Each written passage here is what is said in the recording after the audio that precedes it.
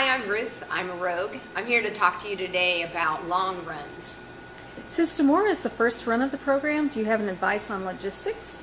Yes, I would suggest that you're here at least 15 minutes before the long run starts so that you can put up your stuff and you can use the restrooms and you can stretch out if you need to. I also would advise that you don't leave anything in your car. Bring all your valuables inside of Rogue. You can leave them in the lockers, keys, wallets. Please don't leave anything in there for someone to be able to see when they walk by. What is the marathon running tomorrow? Well, the first day of the marathon program, we typically run 5, 6, or 7 miles. Most of the time we'll head down to Town Lake from Rogue, and we'll be sure to give you directions on how to. Even if you've been running more mileage than 5, 6, or 7 miles, I would like you to set the reset button and start again with week 1. This will keep you from getting burned out or injured because you've overachieved, and in about a month or two into it, you're worn out, tired. And how do we run our long runs? Well, I suggest that people run or start their long run glacially slow, which means easy pace. Stop looking at your watch for at least the first 20 minutes. Try not to look down and see if your Garmin is telling you you're going too fast or too slow, and do it by feel. When doing the long run, make sure and give yourself time to warm up and wake up. And then finally, even if you're feeling great on your long run day, remember the purpose isn't how fast you can do the long run. The purpose is to make sure and take it slow and easy. Why do I need to keep it easy if I feel good? I want to get faster. Won't that help?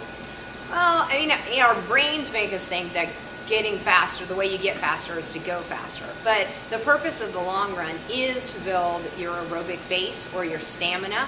And so you need to go at a pace at which you are aerobic the whole entire time. So during a long run, what also happens is in your body, you increase your mitochondria, and the more mitochondria that you have in your body, the easier it is for your body to burn the sugars and use the oxygen, which actually fuels the muscles in the body.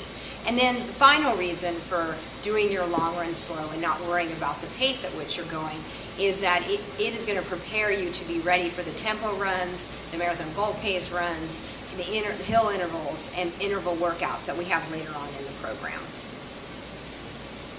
What if I go faster than I should? Well, if you go faster than you should, then you're actually a typical marathoner or a typical runner. It's hard to slow yourself down, especially on days where you feel good. But you're more likely to get injured or overtrained if you go too fast.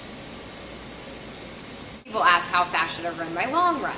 Well, you want to run your long run at about 1 to 2 minutes slower than the pace you expect to race on race day. Well, also runners will feel like that just feels way too slow, and they'll creep down to about 30 seconds slower than the pace they plan to do in the marathon. And what tends to happen is, again, they get injured, they get overtrained because they're just going too fast, and that isn't the purpose of the long run. But for the most part, keep it 1 or 2 minutes slower than the pace you plan to run in the marathon. How do I reach my desired marathon goal pace if I only run long runs or paces marathon distance at a slower pace than I want to go on race day? That's a great question, and I think that's one of the reasons why we tend to want to run our long runs faster, is we're trying to test out whether we can do it. We'll have runs that focus on that marathon goal pace. So yeah, we're going to run slow and easy for a long time, but we'll have runs where we run marathon goal pace in the middle of our run. We'll have long runs where we close fast. And then, of course, there's the hill sprints, the strides at the end of easy runs, which we'll talk more about later, and then just the whole phase where we are doing peaking and speed work, which will help make our marathon goal pace feel a lot easier.